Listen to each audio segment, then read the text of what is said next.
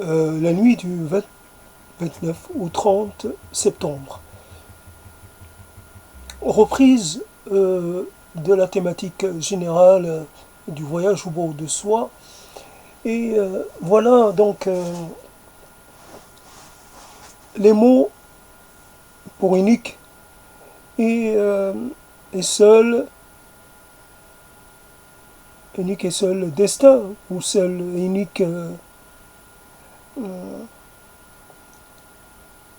je sais pas, pouvoir, puissance, monde, je sais pas. En tout cas, c'est pour parler de cette situation difficile. Bon, finalement, je n'ai pas de puissance, je n'ai pas de domination, je n'ai la maîtrise de rien, sur rien. Je ne possède rien, je ne possède ni pouvoir, ni situation, ni capacité d'entraînement, ni rien, à part un peu de façon un peu euh, résignée, la capacité de le dire. Cette chose-là, cette situation impossible, ben, j'en parle, je la mets en mots. C'est le seul pouvoir que j'ai sur elle, de la nommer, de la décrire. Voyage au bout de soi. Fondamentalement entre l'enfant qui sait rien, qui n'a pas d'idée sur ce qu'il veut faire ou être, et l'adulte ou le jeune adulte qui peut ne pas en avoir lui non plus, à part peut-être à un moment donné la recherche d'un statut spécial. Il y a toujours on veut reprendre un peu la tradition. Il y a ce besoin ou cette envie d'aller parler aux autres, aux grands, d'aller interroger le monde, d'aller porter une parole, toujours s'inscrire dans une sorte de configuration prophétique. Rien d'original, une continuité. Sauf que quelque part n'est pas prophète qui veut, et surtout que la plupart des prophètes finissent mal en général.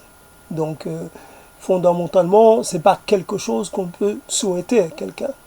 Encore faut-il élaborer un message, quelque chose de cohérent, quelque chose qui présente un aspect, euh, un aspect de, j'allais dire, euh, une pensée qui puisse se décliner sur plusieurs niveaux, qui puisse prendre en compte nombre d'éléments, une pensée ou un discours qui doit être obligatoirement complexe, riche, multiforme, euh, parce qu'il veut toucher des gens différents. Donc il faut qu'il soit, euh, qu'il soit, qu'il puisse un peu répondre à toutes les attentes et frapper de façon juste le cœur de ceux à qui normalement, pour qui le message est destiné.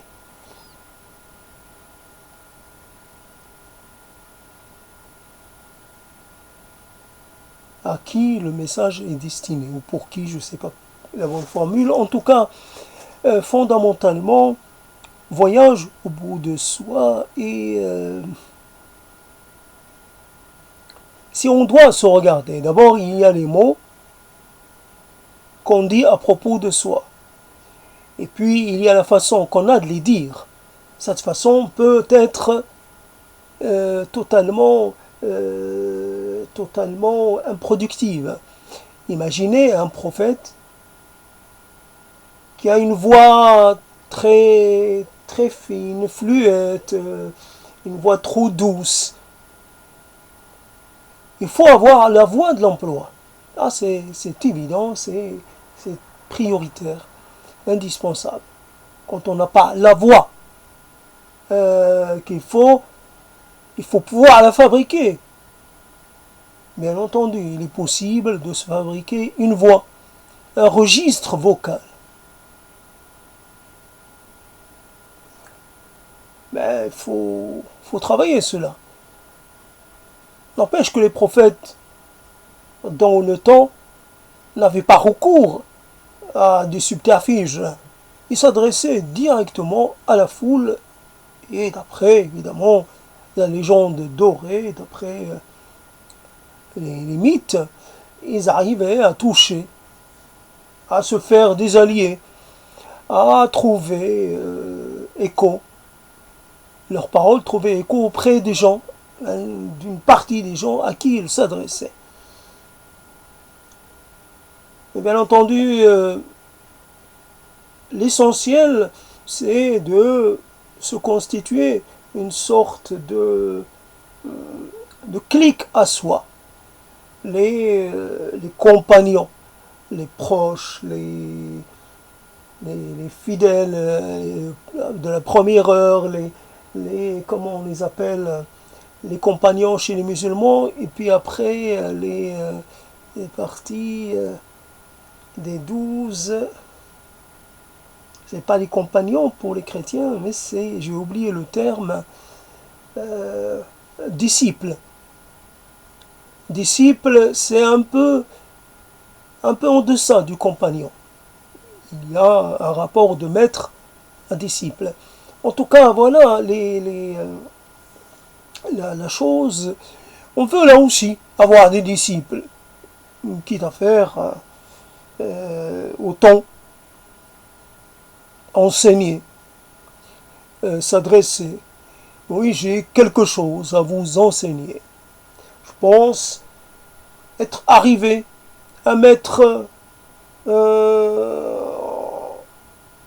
forme un savoir issu d'une expérience et voilà. J'estime que ce savoir doit être transmis. Quelquefois, ce n'est pas un savoir, c'est une sorte de colère. Peut-être là, l'affaire, oui, quelque chose me déplaît dans ce qui se passe autour de moi et je m'adresse directement. J'essaie d'exhorter les gens, de les pousser à changer d'habitude, à opter pour ce que moi je pourrais considérer comme le bon usage, la bonne attitude, les bonnes mœurs, etc. Les bonnes mœurs, et ainsi de suite. Voilà donc voyage au bout de soi, et quand on voit, si on se voit de façon, j'allais dire rapide, discrète presque, on se voit, on ne s'aime pas. Ça ne concorde pas. La voix ne concorde pas, l'aspect général ne concorde pas, ça convient à un prophète, mais un prophète un peu, j'allais dire, d'un autre temps. Voilà, j'ai une gueule de prophète, mais quelque part une sorte de fou, d'original, voire bien pire. Les prophètes n'ont plus leur place de nos temps, de nos jours. Il n'y a pas besoin. Il y a tout ce qu'il faut sous la main. C'est une sorte de... Il y a une Bible pour tout. Vous avez besoin... Vous avez une question spéciale, vous frappez chez les bouddhistes, ou chez les animistes, ou chez ou chez, j'en sais rien, chez les uniates, vous pouvez faire n'importe où, vous pouvez frapper chez qui vous voulez. Pour quelque chose de précis. Vous demandez comme si vous achetez un service ou un bien. Vous venez, vous posez votre question, vous laissez votre vol et puis vous en allez, et puis vous allez voir ailleurs parce que chacun finalement pourrait avoir un usage. Chaque chapelle, chaque doctrine pourrait exceller dans un domaine. Il y en a qui vous disent comment bien vivre, qui vous disent comment bien vivre plus tard, qui vous disent comment, de quoi faire de ceci ou de cela. Voilà, voyage au bout de soi et c'est un peu le retour sur quelque chose de connu. Après avoir un peu été voir ailleurs, je reviens vers mes terres, là où je suis chez moi. Évidemment,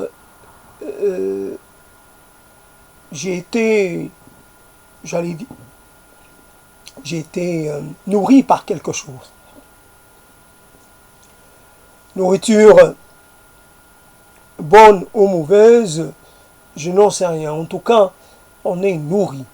Il y a quelque chose, soit qu'on va adopter, soit qu'on va tenter de rejeter, et cela va faire l'objet d'un discours, va faire l'objet d'une prise de parole.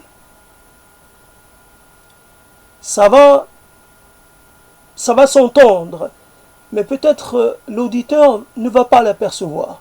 Et pourtant, à un moment, elle y est. Il y a une petite variation, une petite note qui n'était pas là la dernière fois. Elle est là. Et un petit changement. Ou pas énorme, mais un changement tout de même. Donc voilà, un voyage au bout de soi.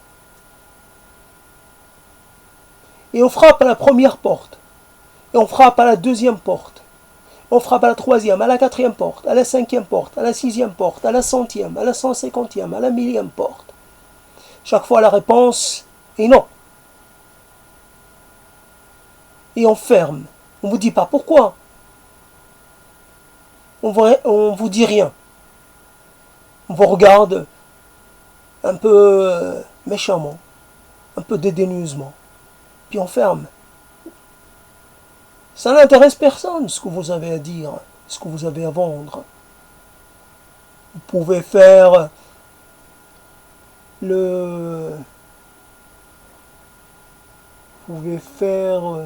pas le marchand, je trouve pas le terme. C'est vrai que c'est un terme qui n'est pas trop d'usage. Vous ne pouvez pas faire le colporteur. Voilà. Vous ne pouvez pas faire le colporteur parce que c'est ce que vous avez n'a plus de valeur. Voilà. Donc, j'ai besoin de rien, j'ai tout chez moi. J'ai tout ce qu'il me faut. J'ai pas besoin que vous m'éclairiez sur une chose, sur une autre. Ouais, rien. Toc toc, il y a quelqu'un, oui, il y a quelqu'un, mais pas intéressé. D'office. Sans savoir ce qu'il y a, ce que j'ai à vendre. D'office. Partez. Allez-vous-en. Ne refrappez pas. Sinon, il y a eu une époque où quand je frappais à certaines portes, elles s'ouvraient. Elles s'ouvraient et j'entrais. Je pénétrais dans un lieu qui m'accueillait. Bon, c'était pas toujours un lieu extraordinairement joyeux. Il régnait une ambiance un peu trop silencieuse, à mon goût de l'époque. Un peu trop morne. Les gens étaient là, mais ils étaient comme endormis, comme assoupis. Oh, toc, toc. Voyage au bout de soi et je regarde l'heure. Parce que les paroles ne sont pas quelque chose qui, euh, qui vient comme ça, sans qu'on paye. Ça vous prend quelque chose de vous. Ça vous vide. Une parole, ça prend de votre énergie, de votre corps, de votre intérieur. Ça vous dépossède. Ça extrait quelque chose de vous et ça vous le rend pas. C'est parti. C'est comme ces choses, elles ont un pouvoir tant qu'on les utilise pas. Mais on peut les utiliser qu'une fois. Et après elles se vident. Elles sont impossibles à recharger. Un mot que vous dites, il vous quitte. Ce n'est plus comme la première fois. Il perd de sa densité, de son pouvoir, de sa corporeité. Il descend d'un niveau. Et plus vous l'utilisez, plus il s'enfonce dans un peu dans le néant, dans le trou noir des choses qui ont trop servi.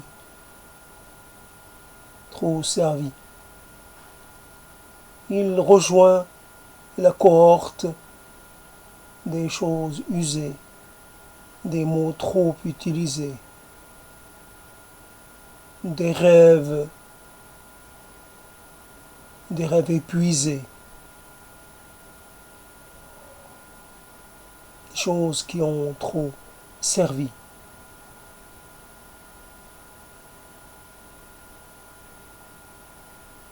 Voilà un voyage au bout de soi. Et c'est une machine qui tourne un peu en rond. C'est pas que ça ronronne, ça tourne en rond.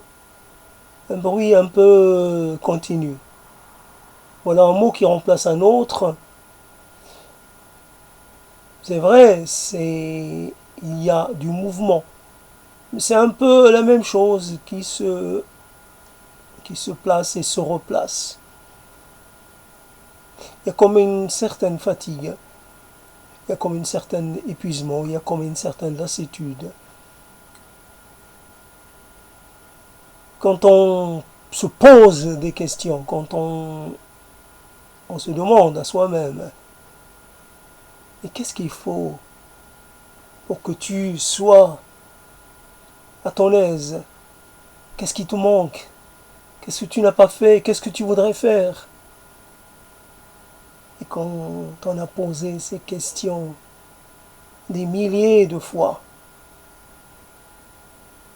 sans avoir jamais obtenu une réponse convaincante,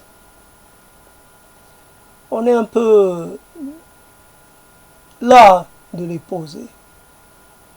Désespéré, un peu plus envie, on refuse. Je dis non, je dis stop. Ça doit s'arrêter. J'attends de basculer vers les 20 minutes, puis je vais arrêter. Je me fais, comment dire, cette thématique du voyage au bout de soi est relativement facile, comme beaucoup d'autres thématiques, parce on peut un peu comme la pêche la pêche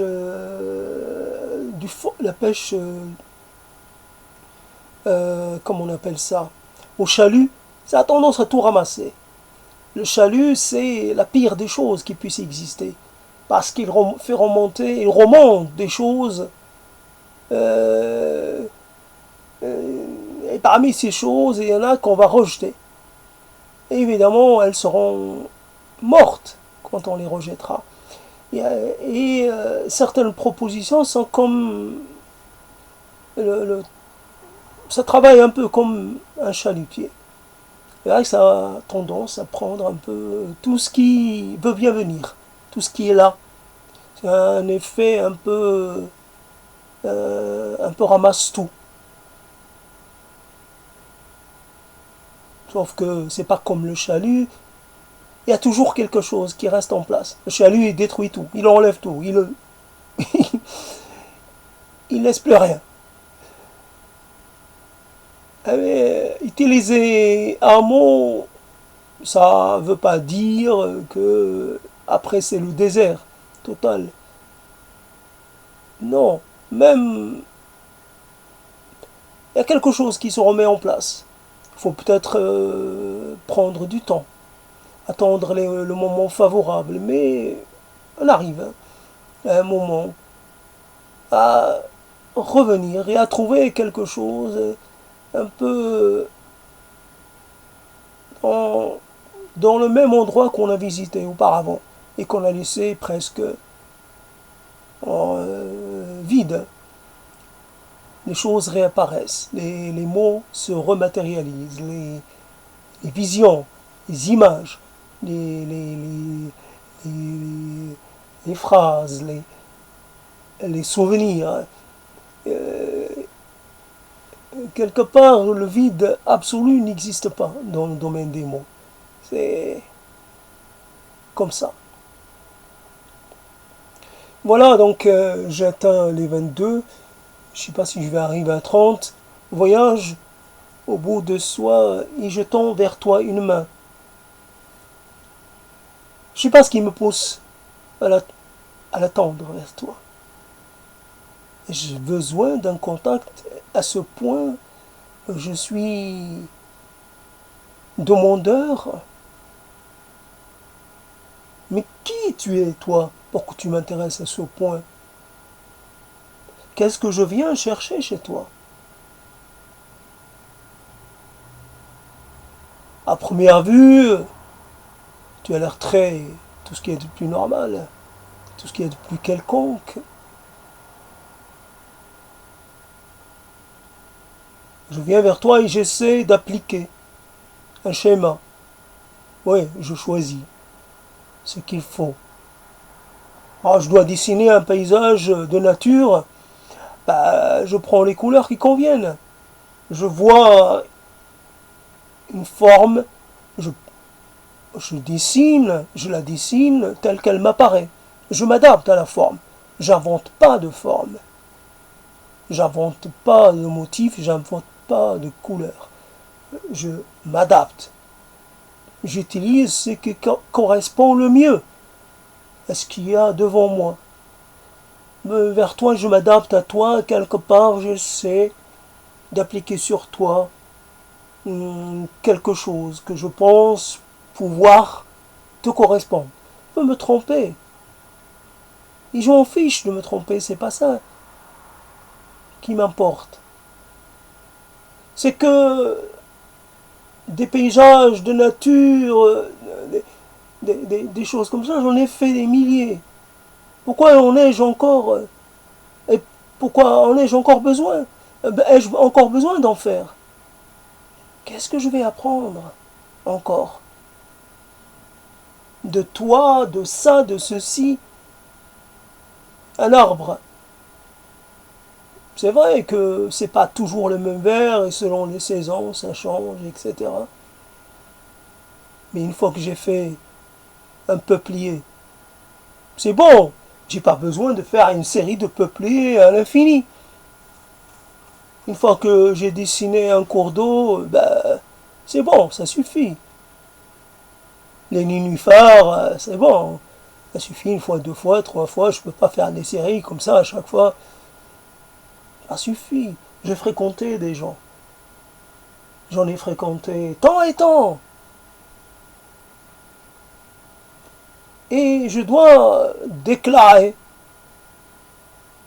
comment dire, ma satiété.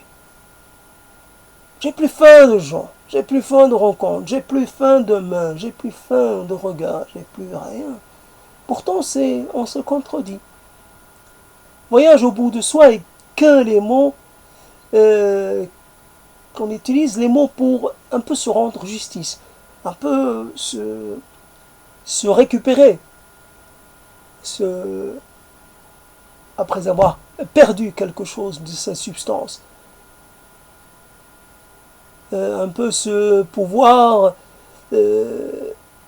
à ramener sa totalité à soi-même. Il y a quelque chose qui m'a échappé. Alors je fais tout, avec les mots évidemment, pour en récupérer le plus possible. Je réussis, je réussis pas, je récupère. Quelquefois les choses reviennent mais ne reviennent pas à leur place. Mais il faut surtout que j'ai l'impression d'avoir retrouvé un semblant d'intégrité. C'est ça que les mots font, permettent. Et je leur en suis très reconnaissant pour cela. Voilà un peu, j'approche des 30 minutes. Ça ne veut pas dire que j'éprouve beaucoup de difficultés, mais quelquefois c'est une sensation. J'ai des bouchons d'oreille, je suis gêné par les bouchons d'oreille. J'aimerais pouvoir écouter ma voix et puis c'est d'une certaine façon j'ai besoin de renverser ce qu'il y a autour de moi, ce qu'il y a en moi. Bien entendu, c'est pas seulement me récupérer tel que j'étais, mais trouver le moyen de pouvoir être plus que j'ai été auparavant. Après la phase de la perdition, après la phase de la récupération, passer à la phase de l'amplification. Et cette amplification ne peut se réaliser que par des ruptures fortes, bruyantes, tonitruantes, explosives. Je voudrais faire exploser le cadre qui m'emprisonne un peu. Peu importe les propositions, finit un peu par se sentir à l'étroit dedans. Et j'aimerais pouvoir, seulement je ne peux pas le réaliser en cet instant, j'aimerais pouvoir faire entendre quelque chose d'inhabituel. Bon, je ne vois pas, en ce moment, je ne vois pas ce que ça peut être, mais je pourrais m'adresser à Dieu de telle façon que ça puisse paraître très insolent. Bon, je l'ai déjà fait. J'ai pas spécialement. D'ailleurs, j'ai rien à reprocher à Dieu lui-même. Pas spécialement. Et si j'avais quelque chose à dire, ça a été déjà dit. Donc, quelque chose qui est vraiment. C'est pas plus fort ou moins fort qu'une chose. Il faut marquer, comme dirait l'autre, une rupture épistémologique. Quelque chose qui fasse date, qui change un peu les paradigmes. Voilà encore un terme que je maîtrise ou que je ne maîtrise pas. Je ne rentre pas dans ce débat. Les paradigmes, les fondamentaux, les constituants de ce rapport qu'on a avec ce qui nous entoure, avec ce que nous sommes, et ce rapport qui peut varier, mais quelquefois semble un peu se ressembler un peu trop. C'est cette ressemblance. Créer les conditions de la dissemblance. Créer les conditions de la séparation avec soit avec l'identique, avec les constituants classiques, avec le classicisme. Voilà un peu échapper au danger du classicisme et du tout et des choses prêtes à l'emploi, parce qu'on aura acquis une certaine capacité de faire, parce qu'on aura créé une sorte on a trouvé une méthode, comme le peintre qui à force de s'exercer finit par maîtriser son sujet et ça peut vous exécuter un portrait sans problème, sans repentir, sans rien. Pas besoin de grand-chose, le portrait peut être exécuté en très peu de temps parce il sait comment traiter un portrait. Il a sa façon à lui de le faire et il va toujours faire de la même façon. C'est le même, l'identique dans les mots qui, quelque part, pose problème. C'est quand il y a trop de familiarité, quand il y a une parenté entre les mots, qu'on a envie de faire pénétrer l'étranger, le xéno, dans nos propositions. L'étranger, évidemment, malheureusement, je ne peux pas faire pénétrer une langue que je ne connais pas. Je suis obligé de rester avec le français et donc je suis limité déjà par définition, mais j'espère quand même arriver un jour à briser mes chaînes et à briser mes automatismes et à faire quelque chose qui pourra être intéressant, différent. Voilà la différence. Voilà, ne fais pas l'éloge de la différence à tout prix, mais dans ce qui est le domaine des mots, la différence n'est pas synonyme de hiérarchisation, différenciation, comment on appelle ça,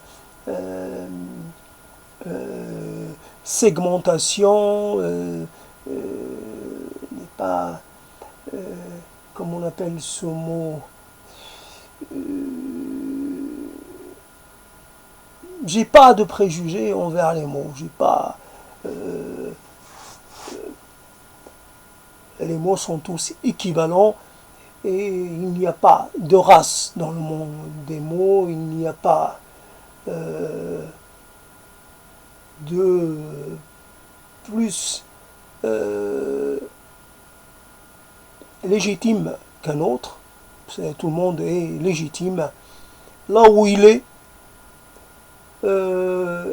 légitime s'il a envie d'être ailleurs, même de sortir du cadre, même si de disparaître. Il peut aussi se faire oublier. Voilà, discrimination, voilà, c'était pas de discrimination, c'était le mot que j'avais perdu. Voilà, donc j'ai dépassé les 30 minutes, quelque part, c'était ça un peu le vœu, ça s'est réalisé, et voilà, j'arrête là.